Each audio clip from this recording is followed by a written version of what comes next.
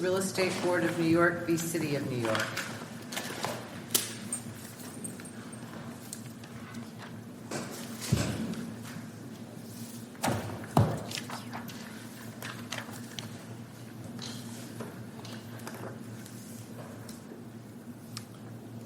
Thank you, Judge Livingston, and may it please the Court. Sean Murata on behalf of the plaintiffs' appellants.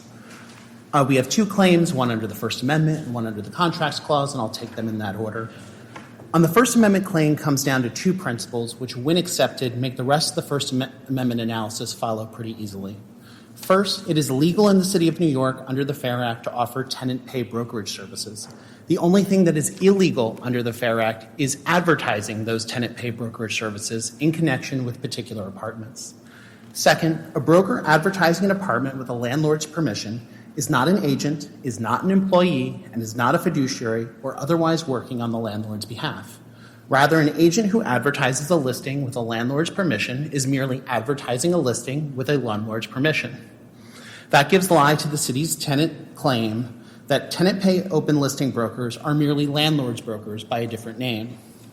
Tying that to the legal principles.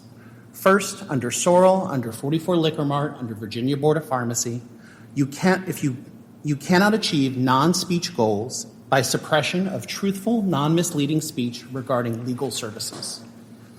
Second, if you can achieve the government's goals without burdening speech, then you have to do so. You can't use speech as your proxy.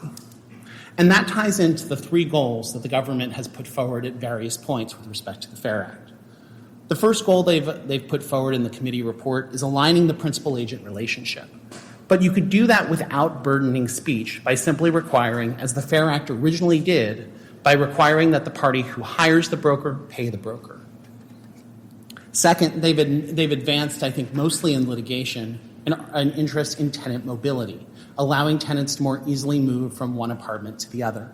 But they could achieve that, but they achieve that goal, at least even arguably, only by presuming that what they have done is they have barred tenant pay brokerage services. But they haven't. You say that the tenant mobility issue is mostly in litigation, but I thought that, the bill's sponsor and several council members, when I look at the record and help me understand it if I'm missing something, talked about increasing housing mobility, and there were advocacy groups that addressed this subject and submitted evidence before the council. Right. So there was a lot of discussion about mobility, but I think there's two problems. One, of course, individual statements of various council members don't represent the view of the council. I think the view of the council is the one that's in the committee report, which says we are trying to align the principal-agent relationship. But the second answer, Judge Livingston, is even if you accept there's a mobility interest, you don't solve it by banning speech.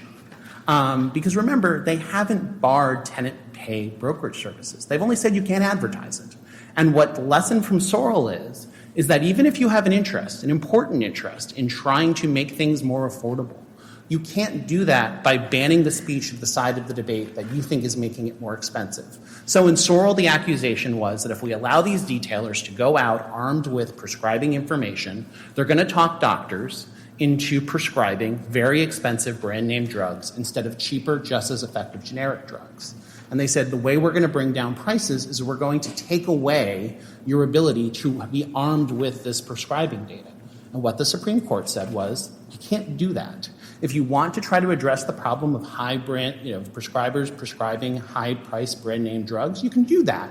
But you can't do it by disarming the speech of one side of the debate.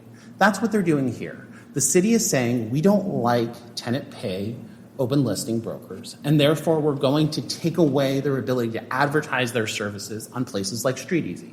You can still go to a broker, and a broker can still say, I'm going to show you some apartments, but by the way, you're going to have to pay me to do that. But the other side of the debate, the land... It doesn't prohibit the advertisement. It burdens the advertisement, and that may be enough to bring this within First Amendment scrutiny, but you can still go ahead and advertise. You just can't get a fee from a tenant after you do so. But what you can't advertise is the perfectly legal service of a tenant pay broker. So, it's like saying, for instance, you can advertise as an attorney, but if you advertise as an attorney, you can't collect a contingency fee from a plaintiff. Well, you can still practice as an attorney, I guess, but of course what you've done is you've shut down the perfectly legal practice of being a contingency fee plaintiff's attorney. So I agree with you, it may just be a burden, but if you hold constant the legality of tenant pay brokerage services, you have banned the advertisement. And that's the important point here. Getting to the issue of the city's, whether the city's interests are substantial, you focus on the stated purpose in the bill, that it's to properly align the principal-agent relationship in the rental market. But isn't that overall purpose to improve mobility, to increase affordability? It may not be effective in dealing with the housing crisis, but isn't the purpose designed to do more than just, there's a reason behind realigning the principal-agent relationship. I'm not how sure. can you just focus on that and not recognize that the testimony and the evidence and the investigation done by the council all go to this issue of addressing, the problem that it's difficult for people to move when they have to pay huge brokerage fees? I think my easiest answer to that question is to say, even if I spot you that that's the purpose and it's an important purpose, they still haven't shown the fit. Because if what you're trying to do is you're trying to solve the fact that people have to pay these fees, banning speech doesn't achieve that goal. And it doesn't, and you can achieve that goal. But it's not banning speech, right? It's banning the who pays for the brokerage fee. Now, I understand your argument that it impacts First Amendment because it has an impact on commercial speech, but that's not when applying the test, you look at what is the substantial interest of the city. And I'm more focused, we're sort of beyond assume there's a First Amendment Right. violation. So if I spot you the interest, then they have to show the tailoring also under Central Hudson. And that's where so many laws have failed, and where I think that's where, quite frankly, this law fails. Because it doesn't show why burdening the speech of the brokers, maybe if you don't want to say banning, at least significantly burdening the speech of tenant pay brokers is going to achieve any of the things that they do, except by saying that, well, if we burden the speech, we've eliminated tenant pay broker fees. But if that's the goal, then you can address the issue of tenant pay broker fees directly. That's the lesson of Sorrell, of 44 Liquor Mart, and of Virginia Board of Pharmacy. But the test isn't whether it's going to be effective or whether there's a better way to do it. It's whether the way that's been the infringement is tailored to address the issue, right? It is, but it's a very rigorous tailoring. I mean, what Thompson versus Western State Medical Center said is that if you can achieve the goal without burdening speech or burdening less speech, that's what you have to do. And so when you look at things like Central Hudson and Thompson and all the others, they go through and say, here are lots of other things you could do to achieve the goal. It's not rational basis review where you say, look, I know it's not perfect, but we give deference because you're burdening First Amendment interests. I do also have the contracts claim. Yeah, I had a question about that. I mean, the city says in its briefing that you've identified one contract and that there's now a mootness issue. Could you address that point? Certainly, Your Honor. Of course, when we presented the 5 contracts in the district court, we didn't know when the district court would decide the case. We didn't know when this court would hear the case. I think what I'd say is if the court would like another contract from us that goes beyond October 31st, we are more than happy to present it. But, on the record as it came to this court, we had a perfectly fine set of contracts. It was just the passage of time. So if the court wants us to address that issue, we're more than happy to do it.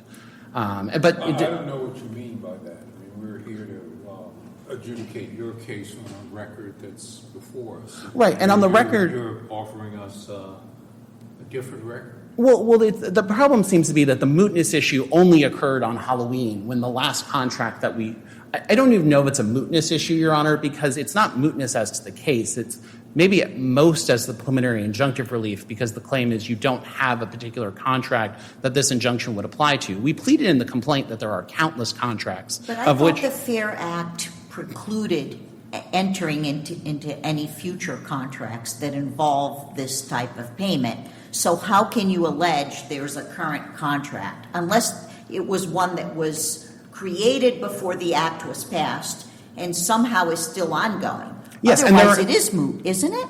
And there are contracts that meet that definition. The injunction we are asking for under the Contracts Clause claim is only for contracts that predate the effective that are still passage, ongoing that today. are still executory today. But you're offering a contract that wasn't part of your case. Oh, but it was part of our. I mean, at the time that the district court ruled, I mean, our contracts were still executory. What happened? I mean, what they are faulting us for is not presenting a contract, not understanding that the district court would rule when it was, and the court would hold argument, and this court would hold argument when it did. If this court had held argument 2 months prior, we wouldn't have this issue. Well, wasn't there evidence? I mean, Bond, New York alleged it had many tenant pay exclusive listing arrangements. There were affidavits that. That's right. That said that these contracts go beyond a year. I mean, So that's right. There's not a specific contract, but there's definitely evidence before us that these contracts exist. That's absolutely right, Judge Livingston. There is evidence that say these contracts do exist and they go for a while. The response we got was, well, show us a contract. So we gave them 5 contracts. It just so happens that the 5 contracts that we pulled as exemplars happen to have expired. The last one expired on Halloween. But that doesn't take away from the fact that there is evidence that there are contracts that do fit the definition of what would fall within the contracts claim. It's just that I don't have a particular contract, for a specific building. Why wouldn't you have given the court a contract that went on for, presumably indefinitely? Although I suppose they now violate the law, wouldn't they? Well, I don't think people enter into indefinite relationship or don't, enter into limitless relationships because you want the ability to reassess your relationship with your broker. The fact that the 5 contracts we pulled just didn't happen to fall within the range of when this case was decided and argued, I think is a coincidence of the contracts we pulled. But we had to, at the time we compiled this record, they were within the period that they would have checked. It just happened to be that Halloween was the last one. So your representation to this court is that there are contracts that are still ongoing? Yes. And don't expire in 2 weeks or a month? I have asked directly, and I have been told that if the court wants a particular contract that is still executory, we can get that. And as Judge Livingston mentioned, there is more general testimony and affidavits in the record that said these contracts, some of them do go for quite some time, and there are contracts that would fall within the injunction. I agree that, as time goes on, the number of contracts the injunction would apply to are fewer and fewer as contracts time out, but that's just, a fact of how Contracts Clause claims work. Thank you. Thank you, Your Honor.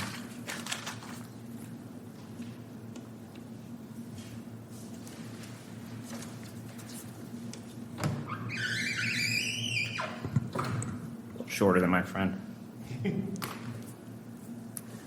May it please the court, my name is Jameson Davies for the appellees. This court should affirm the district's court orders denying a preliminary injunction and dismissing the plaintiff's First Amendment claims and denying a preliminary injunction as a Contracts Clause claim. Plaintiffs lost the policy battle and now attempt to recast their policy objections as constitutional ones. But these attempts fail as a district court properly held. First, as the First Amendment claim, the FARE Act simply does not affect speech. The law doesn't bar the publication of anything by anyone. Could you slow down? Sure. Sorry. Thank you. Apologize. Instead, it merely provides that if a broker lists an apartment with the landlord's permission, the broker cannot later on engage in the conduct of collecting a fee from the broker. It's a conduct regulation, not a speech regulation. Well, how do you square that with the U.S. versus National Treasury case, expressions here designed versus Schneiderman? How do you square that position? I know it's regulating payment and not speech, but how can you say it doesn't impact on speech? Sure. Or at least commercial speech. So those cases talk about banning being paid for the speech itself. So if you look at the Treasury Employees Union case, that barred people from getting paid for giving speeches or writing books. If you look at the Veterans Guardians case, they talk about that barred people from getting compensation for their speech for consulting with veterans on these claims. Aren't the brokers getting compensation in their fees in part for their speech, for advertising and listing? Exactly right. So they're getting compensation for consummating the transaction. The speech is a predicate to that, but the regulatory object and what they're getting compensation for is the deal. So if you look to something like Clementine, where the theater said, this is making it less profitable for us to engage in the speech of putting on a play, this court said, no, that's, the fact that it's merely making your speech less profitable is not a First Amendment issue unless the regulatory object of the law is to regulate speech itself. And here the regulatory object of the law is to regulate the conduct. Didn't Clementine just essentially, it involved a theater, so there was speech at issue, but it was a generally applicable law about holding public events and the need to check vaccination status before you hold such events, right? It was a generally applicable law, but I think the rationale works here. And here, this law is, it's not generally applicable only in the sense that to regulate brokers, you have to regulate brokers. It wouldn't, you can't. It in theory applies to everybody, but brokers are the only relevant constituency who could be regulated by this because they have to be licensed by the state, et cetera. I mean, here it regulates brokers and it prohibits them from charging a fee to a particular class of people they would otherwise charge because of their speech. I mean, that's the way. That seems pretty far afield to me from Clementine, so help me understand what I'm missing. Sure. I wouldn't say it's because of their speech. I would just say that there is a predicate speech act that happens, and there's a lot of times that happens. There's a lot of laws that have some incidental effect on speech. This court's decision in the Ku Klux Klan case that we cite, and numerous others. The fact that there is some decrease in speech or some effect on speech isn't the question. The question is whether the regulatory object of the law is to bar speech. Assuming for the moment that it did impact on speech, can we get to the second issue, which Of course. is your position that the FARE Act survives the intermediate scrutiny test? Right. Is what you claim should be applied, Right. not the test in Sorrell. Right. I think the test in Sorrell is sort of a misnomer because Sorrell didn't announce a different test, as this court has recognized in Vugo. But yes, we satisfy intermediate scrutiny. The law addresses several substantial government interests. It directly advances those interests, and it's not more extensive than necessary. I think it's important to take a step back as well. As this case is talking about, A2, a particular subdivision, at least as to the First Amendment claim. But, when you're talking about the law's interests and how it addresses them, that was a sub-piece of the law that addressed a specific potential loophole that the council identified during the course of addressing this law, or addressing the issue. But, the law as a whole is what we're looking at. But A2 dealt with the reality of, as the council investigated, as numerous people testified, is you show up, you're given, you've already paid potentially a non-refundable fee, you're given a huge stack of papers to sign, the bottom paper says, oh, by the way, I was acting as your agent, so you have to pay me. And that the council recognized that that's not really a true agency relationship, that it was an exploitative transaction, as even REBNY brokers testified it's an exploitative transaction. So that the A2 piece seals that loophole and says, even if you're nominally acting as the tenant's agent, if you've advertised on behalf of the landlord, if you're really working for the landlord, then you have to be paid by the landlord. Why is that necessary to address the policy interests that the regulation is aimed at? I mean, why not just prohibit the conduct, prohibit having tenant fees?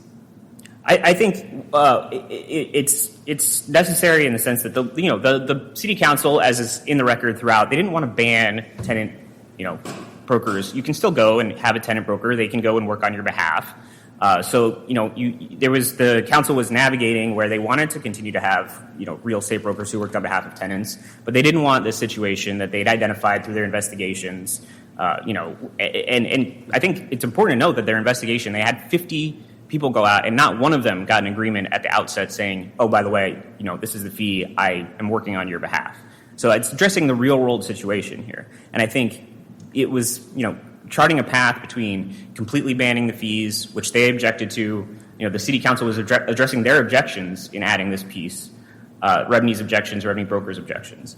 And in the Antiquities case that we cite from this court says, it doesn't have to be a perfect fit. It has to be a reasonable fit, and there's deference given to the city's identification of the issues and its conclusions about whether or not the law is likely to satisfy those concerns. And that's also in Vugo as well. And I think, we've identified 3 issues that really don't dispute us on the fairness and transparency issue. They sort of barely dispute us by making arguments about the record on the housing mobility issue. But I think even if you look to the committee report only, which I don't think there's any reason to suggest that the legislative history is limited to the committee report, The committee report, as the district court concluded, and I'll point you to 672 and 673 of the record, talked about the housing mobility issues. They're cherry picking one sentence out of the committee report, but that was throughout the committee report, and the district court concluded that as well, both in the order on appeal here and the later order denying a motion for stay pending appeal. Can you address the contracts clause issue in the mootness? Sure. I think it's important to step back. On this issue, in their reply, they cite a motion to dismiss case, but we're past motion to dismiss. They bear the burden on a preliminary injunction of showing irreparable harm. To show irreparable harm, they have to show that there are some contracts out there that would be affected by the preliminary injunction that they seek, and they haven't done so. They put in 5 contracts, 4 of which were already post the date that they say is the cutoff. So really only 1 contract was ever at issue, potentially. That contract has expired.